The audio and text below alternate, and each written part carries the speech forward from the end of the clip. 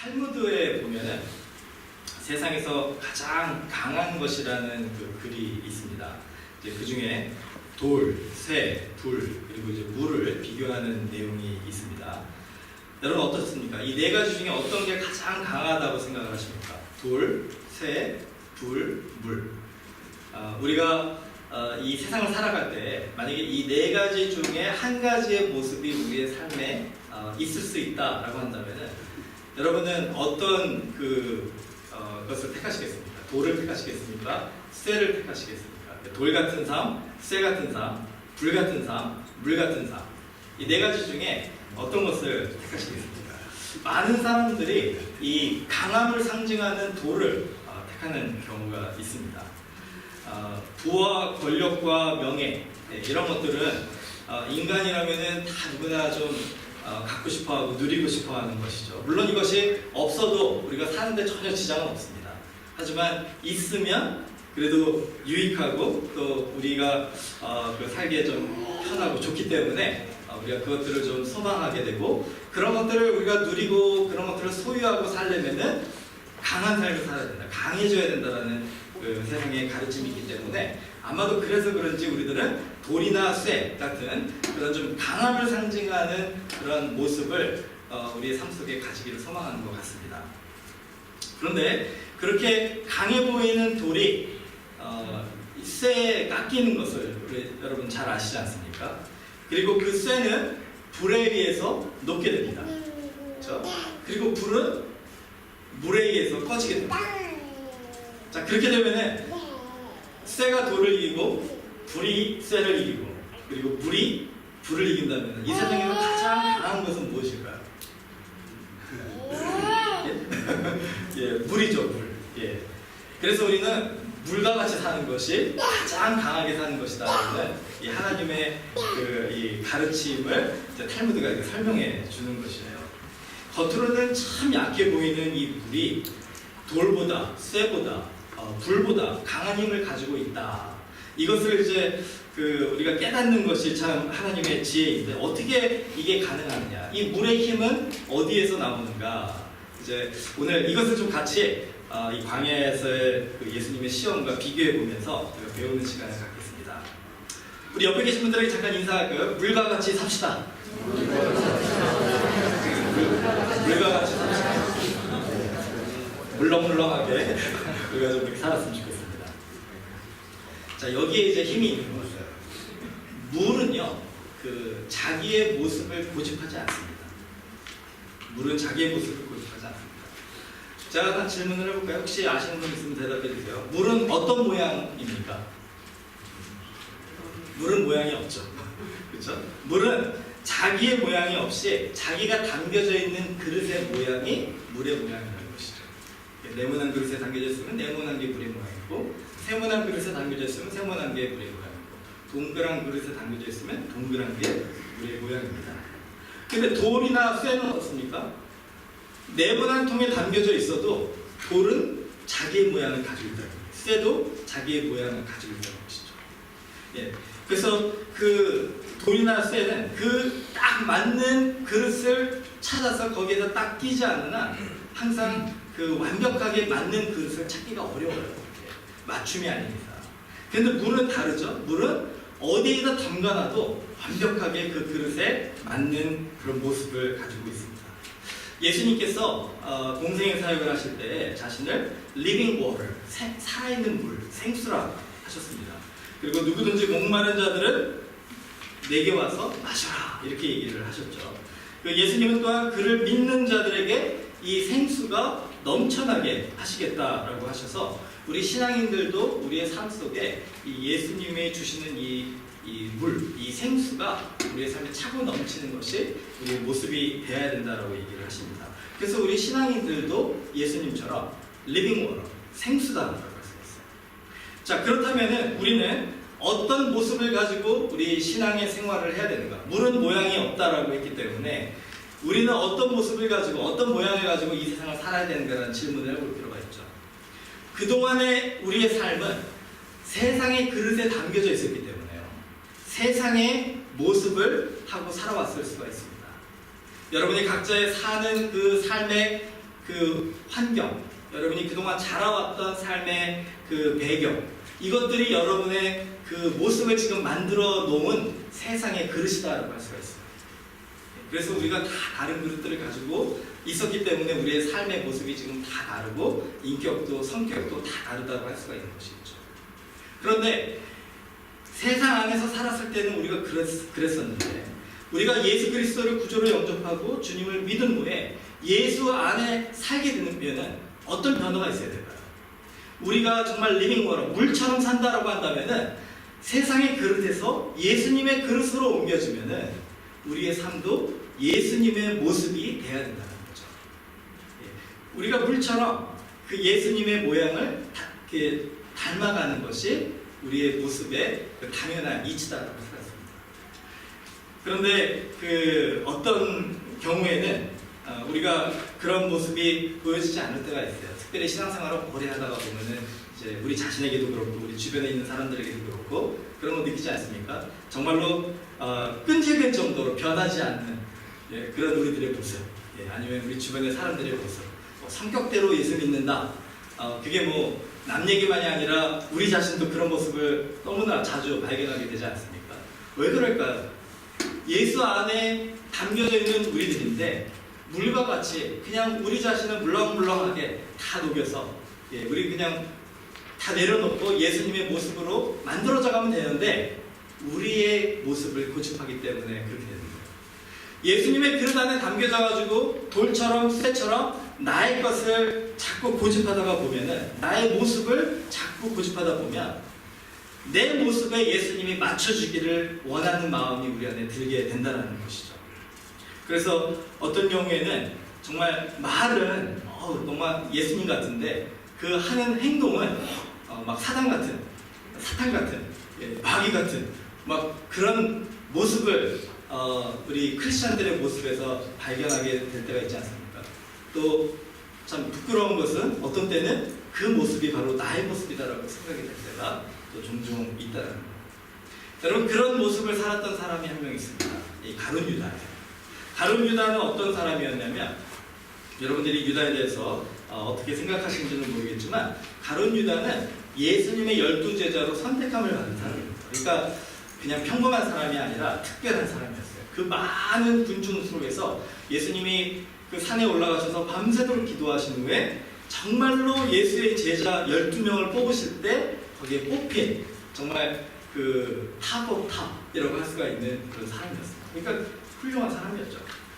그리고 가룟 유다는 어떤 사람이었습니까? 12제자 중에 가장 신뢰를 받는 사람이었습니다. 얼만큼의 신뢰를 받았냐면은 그 예수님과 제자들이 돈 주머니를 맡길 정도로, 그리고 그 재정을 담당하게 할 정도로 가룟 유다는 신뢰를 받았고 또 그만큼 능력이 있는 사람이었습니다.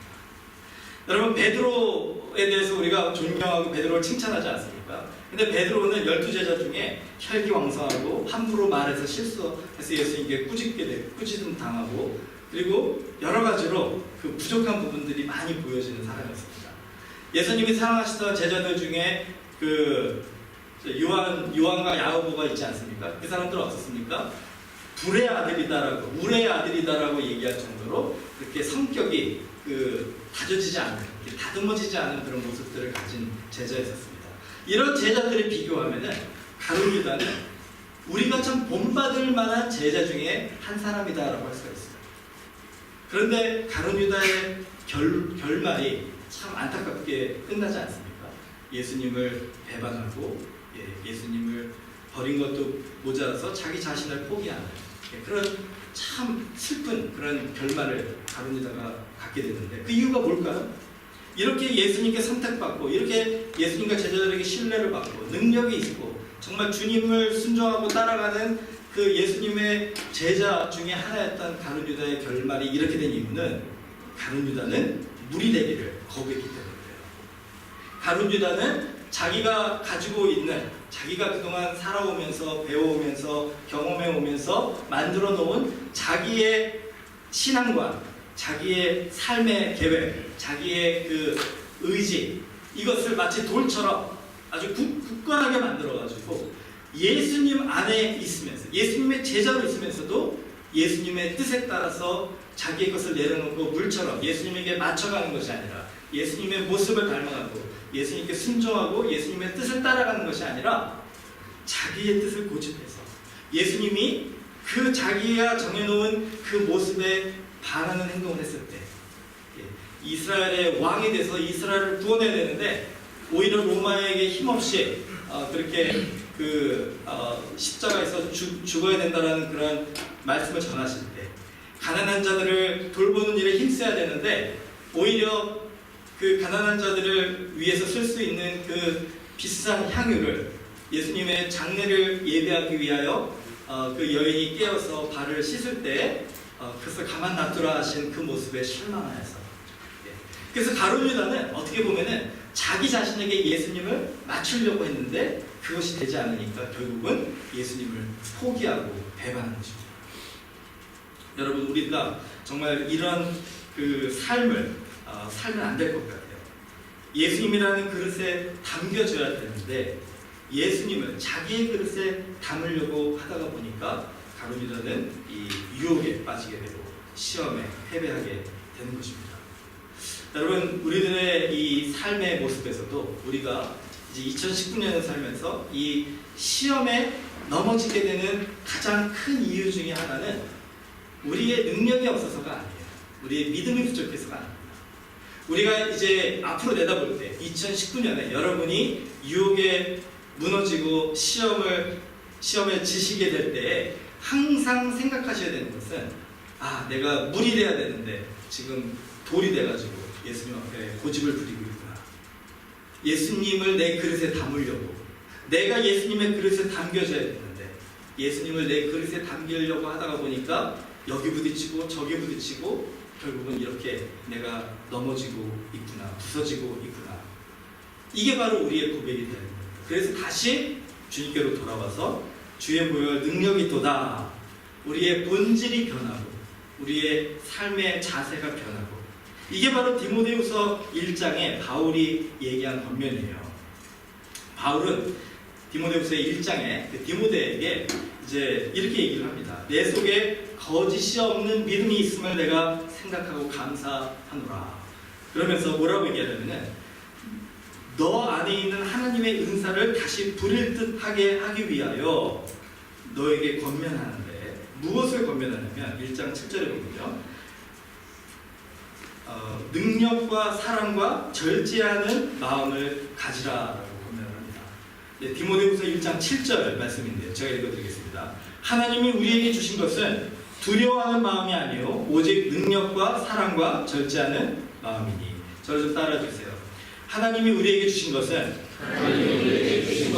두려워하는 마음이 아니요 오직 능력과 사랑과 절제하는 마음이니. 지금 비교를 하고 있지 않습니까? 우리가 두려운 마음에 살고 있는데 여기저기 정말 이리 부딪히고 저리 부딪히면서 이 거칠고 험한 세상을 살다가 이런 유혹에 넘어지고 저런 시험에 패배하고 이렇게 정말 우리 자신에 대해서 가룟 유다처럼 그렇게 패배자처럼 낙심하면서 살아가고 있는, 두려워하면서 살아가고 있는 그런 우리들에게 하나님께서 오셔서 무언가 주셨어요. 선물을 주셨습니다. 그 선물, 이 성령의 선물이 무엇이냐면 바로 두려워하는 마음이 아니라 능력과 사랑과 절제하는 마음이다. 이렇게 바울은 가르쳐줍니다.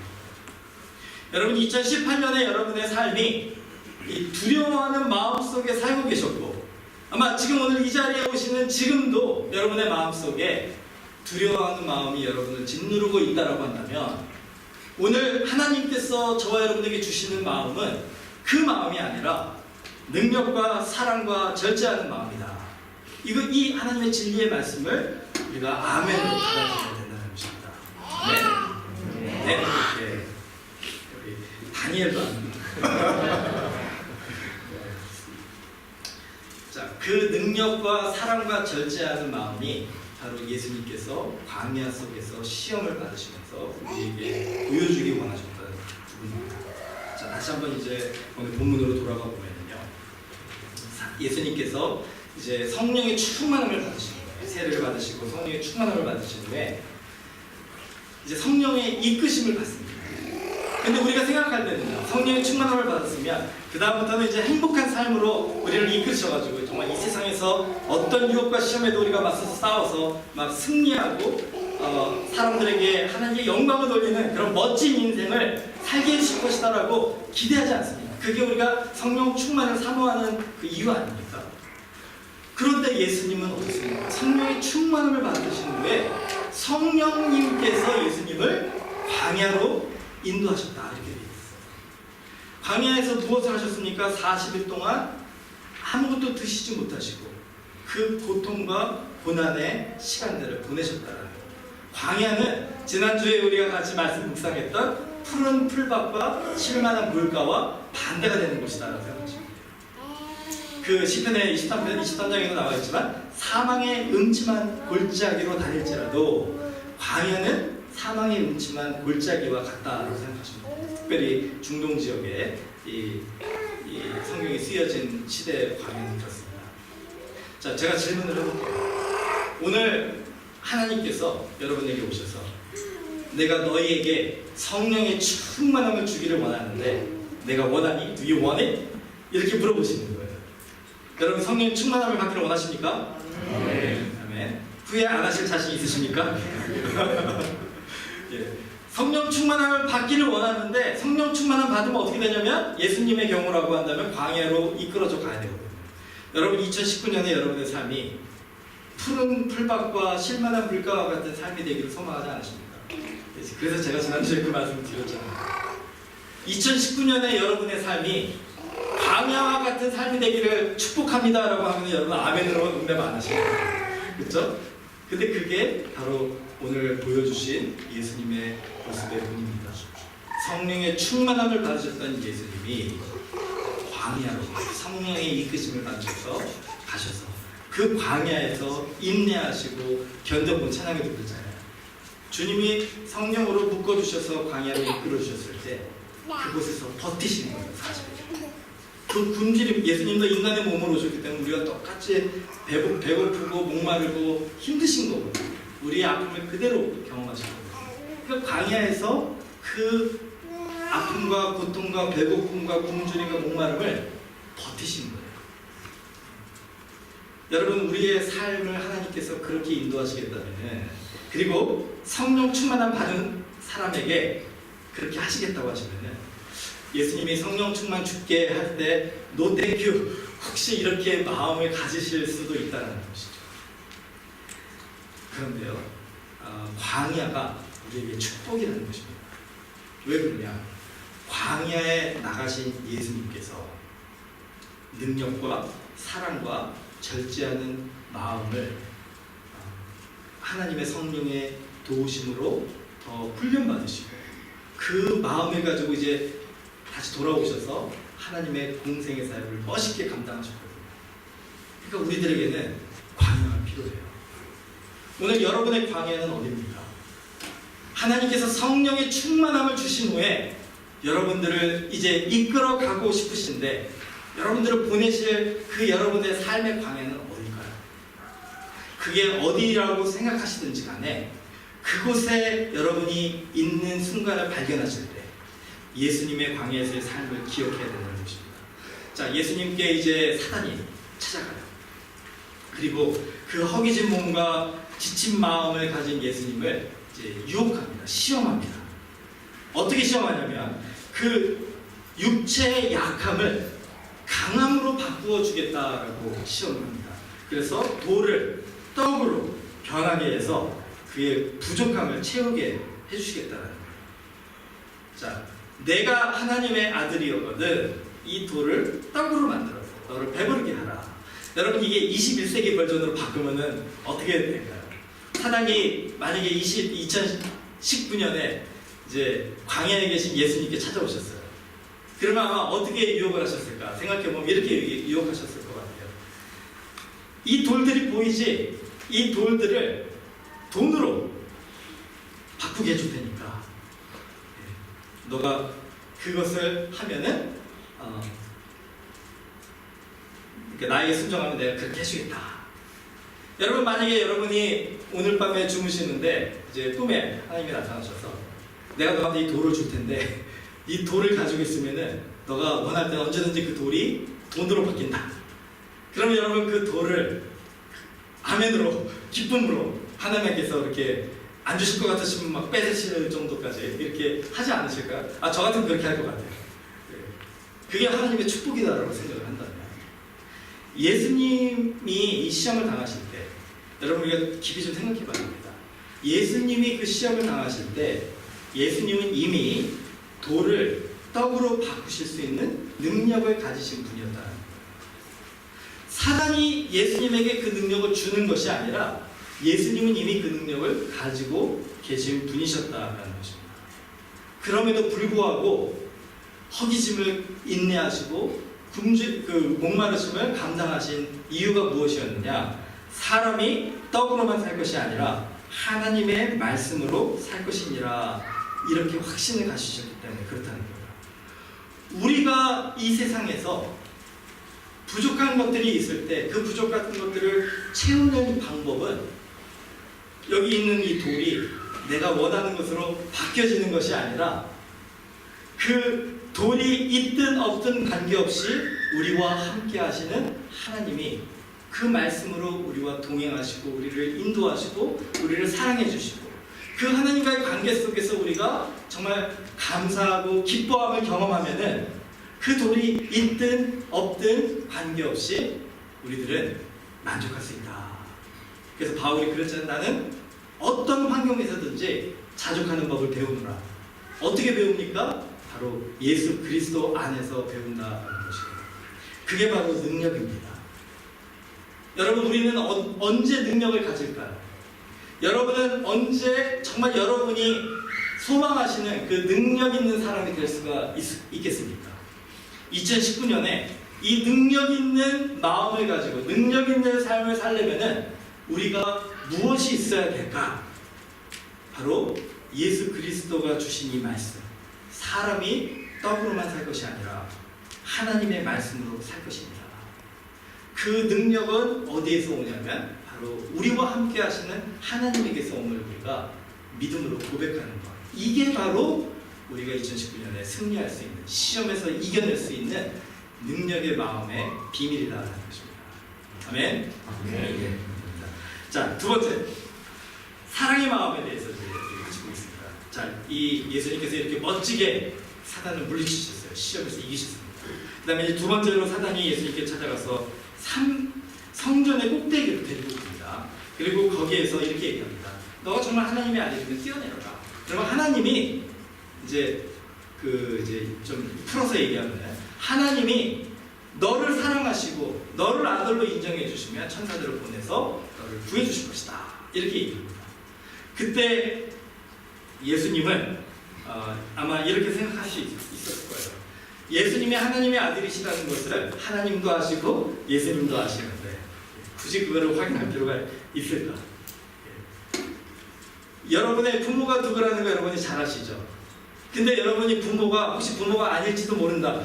여러분에게 숨겨진 출생의 비밀이 있을지도 모른다. 이렇게 생각해가지고 혹시 저기 동사무소 가서 그 호적등 해가지고 확인해 보신 분 계십니까? 없죠. 그냥 저희 부모가 우리를 너는 내 아들이고 너는 내 딸이다 이렇게 얘기하면 우리는 그걸 믿는다는 거예요. 인정한다는 거죠. 그렇죠? 그런데 참 재밌는 거는 우리 신앙생활하다 보면요, 특별히 우리에게 삶에 좀 어렵고 힘든 일들이 우리에게 닥칠 때 인간인지라서 그런지 하나님의 이 사랑을 우리가 의심하게 된다 했던 거죠. 우리가 열심히 기도하는데 그 기도가 응답이 되지 않고 오히려 우리 그 예상과는 반대로 일들이 풀어져 갈 때 그 속에서 우리가 광야에 처한 그 예수님처럼 힘들고 지쳐서 쓰러져 있을 때 우리는 하나님은 어디 계십니까? 하나님은 왜 나를 도와주지 않으십니까? 하나님은 왜 나를 사랑하지 않으십니까? 이렇게 질문을 한다는 거예요. 여러분, 그때 예수님이 주신 말씀은 주 너의 하나님을 시험하지 말라라는 말씀이에요. 이것은 뭐냐면요, 하나님을 신뢰하자는 거예요. 하나님께서 우리를 이처럼 사랑하셔서 독생자 예수를 주셨고 우리에게 정말 태초부터 지금까지 우리가 태어나면서부터 지금까지 우리에게 베풀어 주신 그 큰 은혜들을 우리가 헤아려 본다면은 그 하나님의 사랑과 그 하나님의 인자와 하나님의 자비와 그 하나님의 보호하심을 우리가 자꾸 의심하고 테스트하고 불평하고 원망하는 것보다는 그 하나님을 우리가 끝까지 한번 신뢰해보는 그런 믿음이 우리에게 있어야 되는 것이 아니겠습니까? 이제 예수님께서 그 성전에서 뛰어내리지 않으시면서 뛰어내릴 수도 있는 분이셨죠. 하나님이 아니셨으니까. 하지만 굳이 그렇게까지 하면서 하나님을 시험하지 않으시고 하나님이 바로 예수님과 함께 하시고 예수님을 지키시고 보호하실 분이라는 것을 믿고 고백하셨을 때 하나님이 얼마나 기뻐하셨을까 한번 상상해 보았습니다. 우리에게도 그런 그 마음의 고백이 있을 때 하나님 우리를 칭찬해 주시고 기뻐하신다는 거예요. 자, 마지막으로 절제의 마음. 자, 이 사랑의 마음이 하나님 앞에 고백이 된 다음에 사단은 예수님을 그 높은 산으로 데려갑니다. 이게 참 재밌는 것 같아요. 천하 만국의 영광을 보여주고 사단이 뭐라고 얘기하냐면 내가 나에게 절하면 경배하면 이 모든 것들을 너에게 주리라. 이렇게 사단이 얘기를 했다는 거예요. 자, 여기서 우리가 한 가지 좀 생각해 봐야 될 것이 있습니다. 그 사단이 보여준 천하 만국은 누구 거일까요? 그 천하 만국의 왕 되신 분은 하나님이시죠. 그리고 예수님은 하나님의 아들이시고 하나님이시기 때문에 그 천하 만국의 모든 영광과 모든 권세도 예수님의 것이라는 거예요. 그렇죠? 우리가 그걸 잊으면 안 됩니다. 혼돈하시면 안 돼요. 사단이 예수님이 없는 거를 예수님 앞에 예수님이 사단에게 절하면 내가 줄게 이게 아니라 이미 예수님의 것인데 예수님이 다 가지고 계시고 예수님의 그 권세와 능력 안에 있는 천하 만국인데 지금 예수님이 그것을 손에 쥐고 있지 않으신 거예요. 누리고 있지 못하신 거예요. 왜냐하면 인간으로 오실 때 하늘에 하나님의 권세를 다 포기하고 철저하게 낮아진 인간의 모습으로 이 땅에 오신 상황이기 때문에 그렇습니다. 예수님이 이 땅에 오셔서 걸어가셔야 될 그 십자가의 길은 죽음과 고통과 아픔의 길이잖아요. 그것은 하늘에서 누리셨던 그 하늘의 하나님의 그 영광과는 정반대의 것이잖아요. 그 걸음을 걸어가셔야 되는데 사단이 그것을 안 거죠. 그 겟세마네 동산에서 그러시잖아요. 하나님의 뜻이거든 이 잔을 내게서 옮겨 주시옵소서. 이 십자가를 피할 수 있게 도와주시옵소서. 예수님도 우리와 똑같은 인간이셨기 때문에 그것이 두려우셨던 거예요. 그 속에서 갈등하셨던 거예요. 능력과 사랑하고 절제하는 마음을 가지시려고 노력하시는 그 기도하시면서 몸부림치시는 그 예수님의 모습을 우리가 성경에서 보기 때문에 오늘 이 사단과의 대화 속에서 이루어지는 시험이 우리에게 공감이 가는 것입니다. 예수님이 그 걸음을 걸어가시는 것을 사단이 알았기 때문에 예수님한테 얘기하는 거예요. 너가 그것을 하지 않고도 지름길이 있다. 하나님은 너로 하여금 십자가의 길을 걸어가라고 하셨는데 그 고난의 길을 가라고 하셨는데 그 광야의 길을 가라고 하셨는데 나는 너한테 지름길을 줄 수가 있다. 이 천하만국을 그 십자가 없이 당장 너가 가질 수 있게 해줄게. 나한테 절을 하면 내가 그 일을 해줄게. 여러분 사단의 시험은 무엇이었냐면 천하만국을 예수님께 주겠다는 시험이 아니라 하나님께서 우리 앞에 보여주신 그 길, 그 걸음을 그것을 이제 정도라고 했었잖아요. 그것을 택하지 않고 새길로 빠져서 정말 우리의 욕심과 우리의 그 만족을 추구하는 그 길을 걸어가도록 우리를 유혹하는 그게 바로 사단의 시험의 핵심이라는 것입니다. 저는 큰 길을 좋아해요. 여러분 큰 길 좋아하십니까? 예, 제가 이렇게 보니까 여기 몇몇 분들은 큰 길을 안 좋아하시는 분들도 계세요. 새길을 좋아하시는 분들이 계시는 것 같아요. 예. 여러분 큰 길이 정도일까요? 새길이 정도일까요? 예, 정도라는 것은 바른 길이죠. 예. 어느 게 맞는 길일까요? 제 차에 있는 GPS 얘기하면은 그 빨리 갈 수 있는 길이 정도라고 얘기를 하더라고요. 예. 어떤 때는 큰 길이 있는데도 새길로 보여주고 어떤 때는 새길이 있는데도 큰 길로 가라고 하고. 예. 그런데 하나님과 우리와의 관계 속에서는 정도가 무엇이냐면 하나님이 보여주시는 길이 정도예요. 예수님이 그랬잖아요. 좁은 길로 가라. 좁은 문으로 들어가라. 그 이유가 뭡니까? 우리가 생각할 때 우리 앞에 정말 고난의 길이 있어요. 광야의 길이 있어요. 힘든 길이 있어요. 그리고 이쪽에는 참 편한 길이 있어요. 이거는 식은 죽 먹기로 걸어갈 수 있는 길이에요. 행복의 길같이 보여요. 그러면 우리는 이 길을 소망하게 되지 않습니까? 그런데 자꾸 마음속에 예수님은 이 좁은 길을 찾고 이 새길을, 이 힘든 길을, 광야의 길을 걸어가는 것을 자꾸 마음에 주세요. 말씀으로 보여주세요.